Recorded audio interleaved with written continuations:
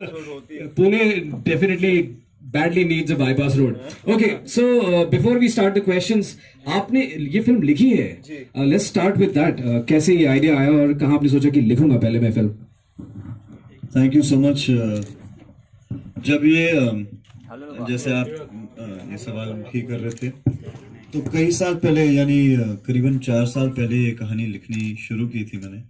उस समय बहुत सारे सवाल जवाब होते थे कि भाई आप कैसी फिल्म करना चाहते हैं.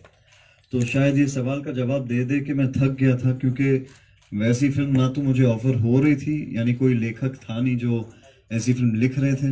बहुत कम इस जॉनर की फिल्म बनती हैं, thriller, murder mystery, who done it. और मैं दुबई से वापस आ रहा था, एक शो था वहाँ पर. तो शो करते हुए जब एयरपोर्ट पे था, एक अखबार में मैंने पढ़ा था कि OTT प्लेटफॉर्म्स जो हैं वो हिंदुस्तान में आ रहे हैं.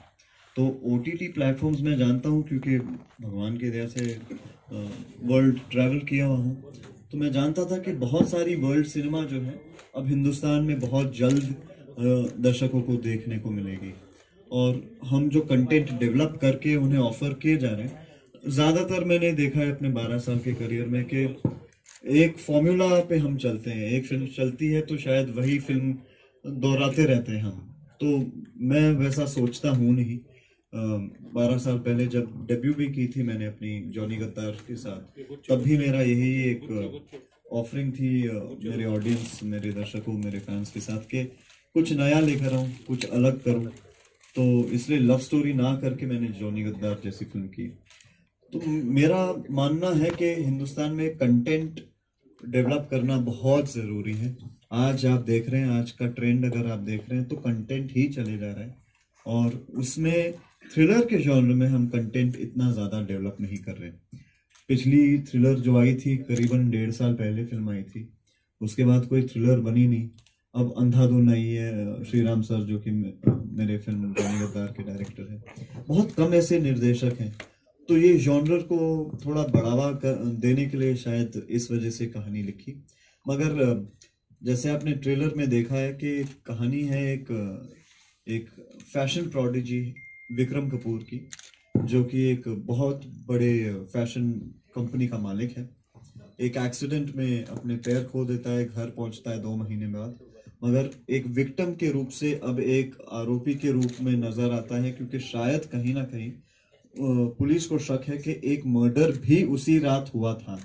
और जो महिला मरी है उस रात पे जिनका मर्डर हुआ है, वो उन्हीं की कंपनी की फैशन ब्रांड एम्बेसडर थी. तो कहीं विक्रम कपूर का इसके साथ कुछ ताल्लुक है नहीं, पता नहीं, वो समझ में नहीं आ रहा. वो तो जाहिर सी बात है, सस्पेंस फिल्म है तो मैं बता नहीं पाऊंगा.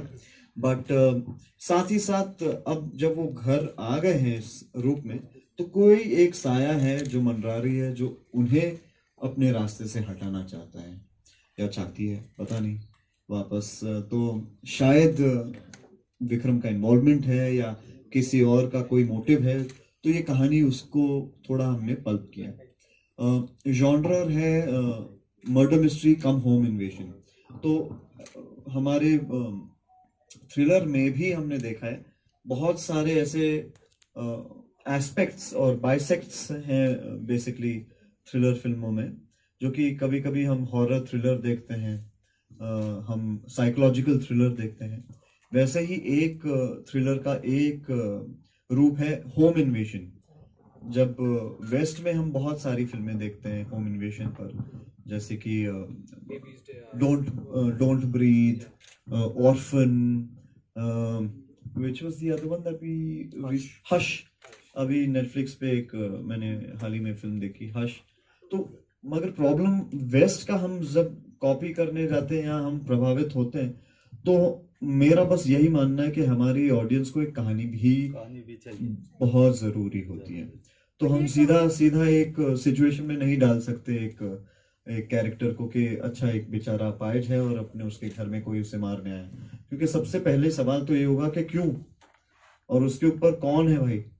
तो क्यों और कौन के जो सवाल मेरे ही दिमाग में आ रहे थे कि क्यों आएगा, वहां पे वो सवाल उठते हैं नहीं. वहां पे सीधा भाई एक बेचारी महिला है जो बोल नहीं सकती, वो एक घर में अकेली है. तो शायद इस वजह से इन सवालों के जवाब देते देते मेरा एक जो मर्डर मिस्ट्री का प्लॉट है वो भी बड़ा हुआ, वो भी डेवलप हुआ, और ये एक अमेलगमेशन हो गया मर्डर मिस्ट्री और होम इन्वेजन का। बिल्कुल नहीं, बिल्कुल नहीं, it's all imagination, thank God. मैं नहीं चाहूंगा कि ये किसी पे ये चीज कभी गुजरे। मेरा मानना है कि फिल्म जो है बड़े पर्दे के लिए बनती है। एक ऑडियंस को हमेशा एक किस्म की दुनिया में ले जाना मुझे पसंद है, चाहे वो मेरी फिल्म जैसे अगर आपने देखी होगी आ देखे जरा भी, तो कभी कभी ये कोशिश करता हूँ कि वैसी भी फिल्म बने। मैं खुद भी जब छोटा था तो बहुत बड़ा फैन था मिस्टर इंडिया और ऐसी फिल्मों का, क्योंकि मेरा मानना है कि बड़े पर्दे का मजा ही है कि हम एक ऑडियंस जब एक दुनिया में हम चले जाते हैं तो पॉपकॉर्न देख के कहीं हम फिल्म देख रहे हैं, जैसी जो कि इतने सारे डायरेक्टर्स हैं दुनिया में, जो कि जैसे स्टीवन स्पीलबर्ग साहब हो, तो जुरासिक पार्क उन्होंने एक ऐसी दुनिया क्रिएट की, एक हल्की सी हमें उन्होंने भनक दी थी कि ये होने क्या वाला है, मगर अपने आप में ही एक दुनिया में हम चले गए। तो मेरा पर्सनल मानना है कि ऑडियंस को एक एक्सपीरियंस देने के लिए एक दुनिया में ले जाना जरूरी है। तो बाईपास रोड के साथ मैं ये दावा करता हूँ कि कहीं ना कहीं लोग रिलेट करेंगे जरूर, क्योंकि हर घर की कहानी कुछ ना कुछ टेढ़ी जरूर होती है ना। हर घर में कोई ना कोई अपने चेहरे छुपा के बैठा है जरूर। ज्यादा से ज्यादा विलन के जी फिल्म में आप हीरो लगते हैं। और थैंक यू सर, मैं हीरो सिर्फ इस फिल्म में लगा हूँ कि ज्यादातर लोग मुझे कहते हैं, मेरी हीरोइनें भी कहती हैं कि यार तुम विलन ही अच्छे दिखते हो, यू नो, क्योंकि फिर मजा नहीं आता यार हीरो के साथ, अगर विलन ऐसा देखे तो विलन लेके जाना।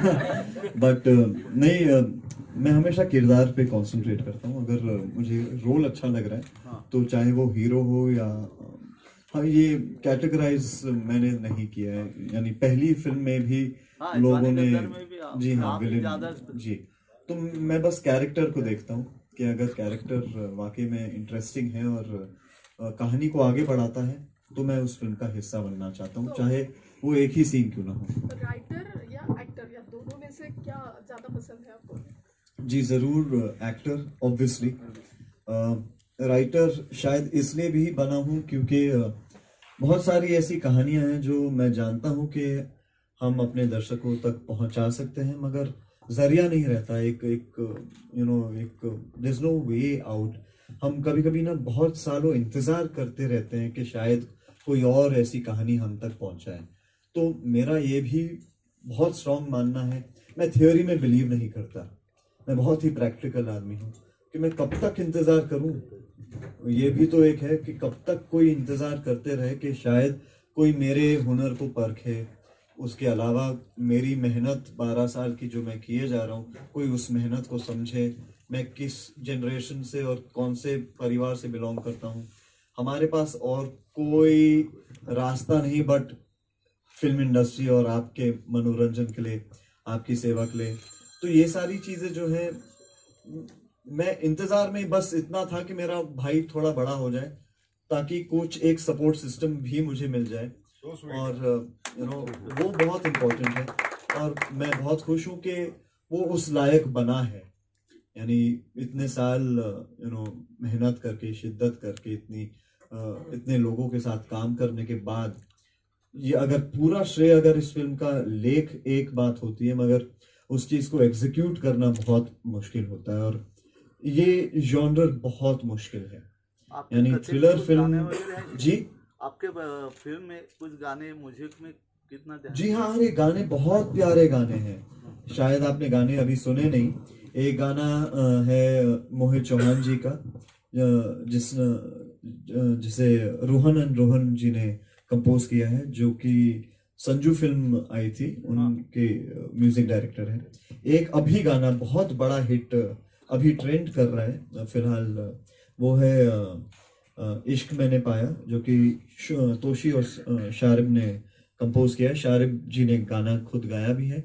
और एक गाना है मेरे पिताजी का, जो कि उनका बहुत बड़ा हिट गाना था, सो गया ये जहां, जो हमने उसे रिक्रिएट किया है, जो कि आज भी चार्ट बस्टर वापस, यानी 15 मिलियन व्यूज के ऊपर ऑलरेडी वो गाने के ऊपर। जी सर, पिछले 12 साल से आप बहुत मेहनत ले रहे जी, बहुत से आपकी मूवी आई जी, लेकिन मीडिया में हमेशा आपको कंपेयर ऋतिक रोशन से किया जाता है। कॉम्प्लीमेंट है, बहुत अच्छी बात है।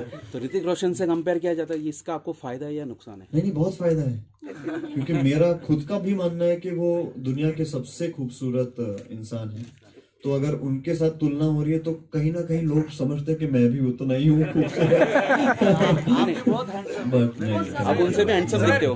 बॉलीवुड के आपने अभी आपके भाई के साथ फिल्म की है, तो हाउ वाज एक्सपीरियंस भाई के साथ? इनसे ज्यादा नर्वस मैं था कि एक्चुअली मेरे भाई कम मेरे बेटे ज्यादा हैं। छोटे थे, यानी जिद हम दोनों भाई और बहन की थी जब हम छोटे थे कि घर में एक बच्चा होना जरूरी है। तो उस जिद की वजह से इनकी पैदाइश हुई और फिर माँ बाप ने सौंप ही दिया हमारे हाथों में, क्योंकि पापा आप जैसे आप जानते हैं बहुत बिजी रहते हैं, अपने देश विदेश शोज करते रहते हैं। अभी फिलहाल शिकागो में गया और वहां पर उनके शोज चालू हैं। और जितनी नर्वसनेस उन्हें है कि छोटे बेटे की फिल्म है रिलीज हो रही है।